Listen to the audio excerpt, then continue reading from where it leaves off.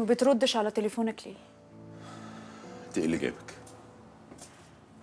جاي اعرف راسي من رجلي. واحد كنت متفقه معاه على جواز وفجاه اختفى. فجأة اختفى؟ تعرفيش انا اختفيت ليه مثلا؟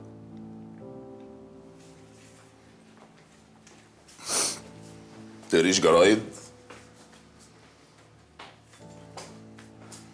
تعرفيش ان انا مراتي عملت حادثه ورجلها الاتنين اتقطعوا؟ طب وانا مالي؟ وانا اللي كنت سايقه لها. لا انت السبب. ليه بقى ان شاء الله؟ وانا اللي كنت عرفت عليها واحده وقلت لها انه في بيني وبينها مشاكل واني هطلقها خلاص؟ هو انا اللي كنت بقول عليها بني ادمه نكديه ومقرفه ومش طايقه ابص في وشها؟ اخرسي بقى، مش عايز اسمع صوتك، مش عايز اشوفك هنا تاني. انا معرفتي بيكي هي اللي خليتها يحصل لها اللي حصل لها ده. لا مش هخلص، وهتسمع مني بدل الكلمه 1000 لحد ما افهم ايه اللي هيحصل. ايه اللي هيحصل فيه؟ انت مثلا كنت متخيله ان انا ممكن اتجوزك انت؟ ما تتجوزنيش ليه؟ عشان انت بنت شمال.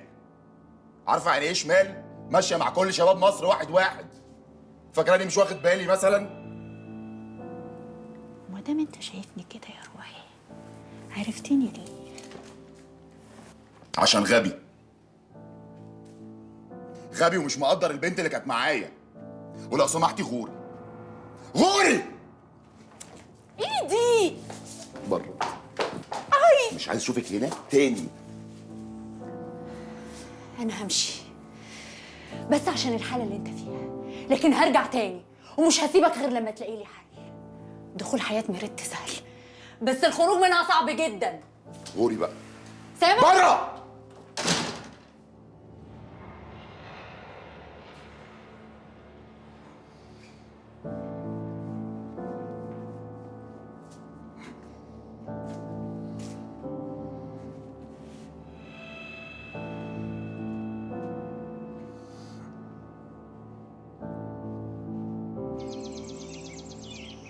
عيل خرع. يا ريس ما قلنا الواد ده بتاعنا ومجربينه قبل كده.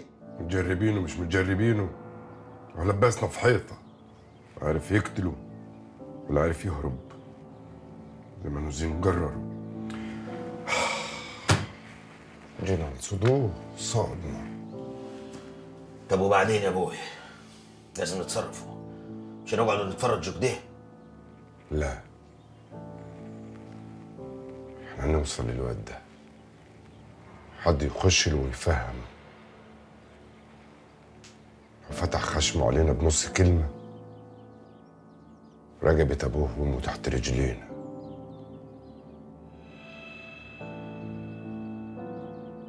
فتح خشمه باللي هقوله دلوقتي.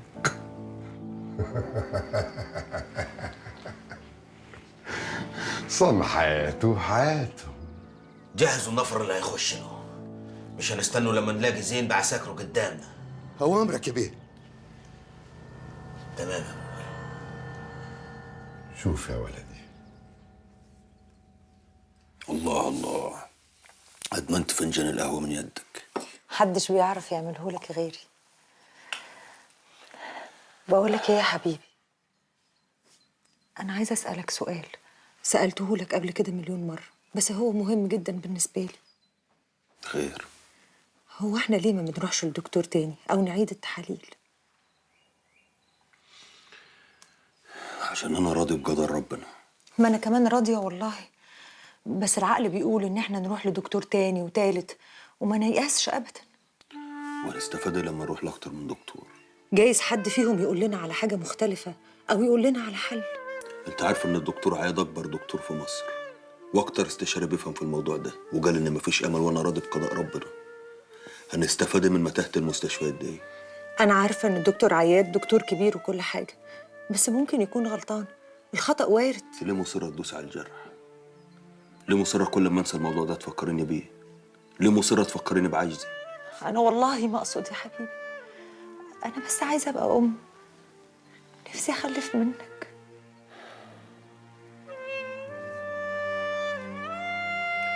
الحمد لله على كل شيء.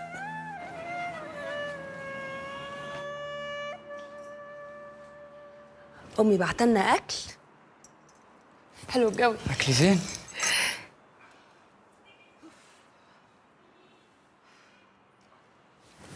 كويس دلوقتي؟ أنا الحمد لله بخير أحسن. يوسف، أنا كنت عاوزة أقول لك على حاجة ما عرفتش أقولها لك في المستشفى. خير قولي، إحنا في بيتنا. حقك عليا يا يوسف، حاجك عليا ليه؟ عشان كل اللي حصل لك ده بسببي وبسبب أهلي.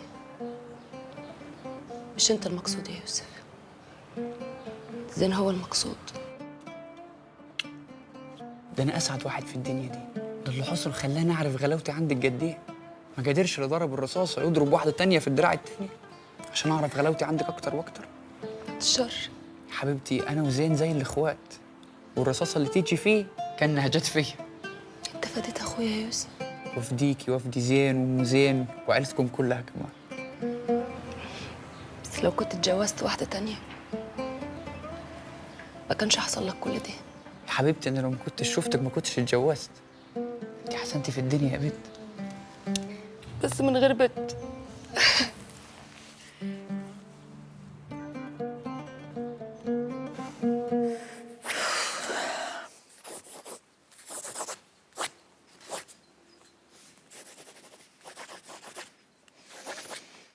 واه مالك يا بنتي؟ فيك ايه؟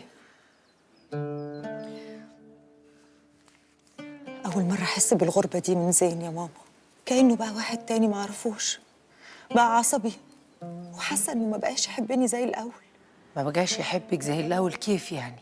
في حاجات البنت بتتعود عليها من الراجل اللي حبته واختارته من بين كل الناس.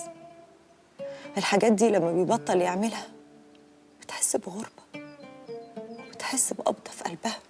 زين ولدي بيحبك وما يستغناش عنك ابدا، بس الضغط العصبي ما هو الضغط العصبي ده وتصرفاته الغريبة هي اللي مخلياني مستغرباه.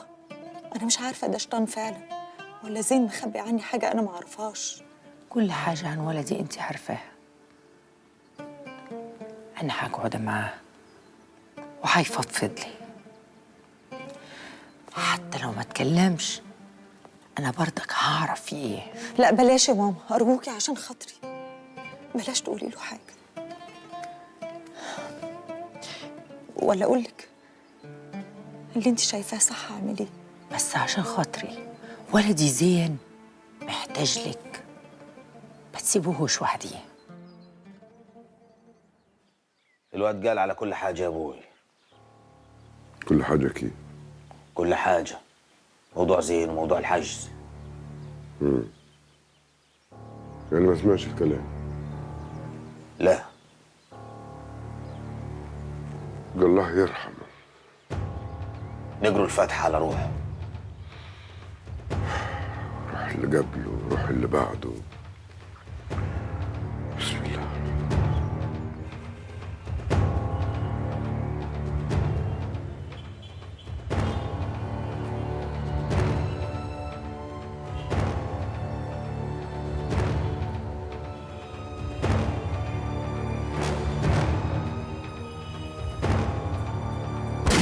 الله.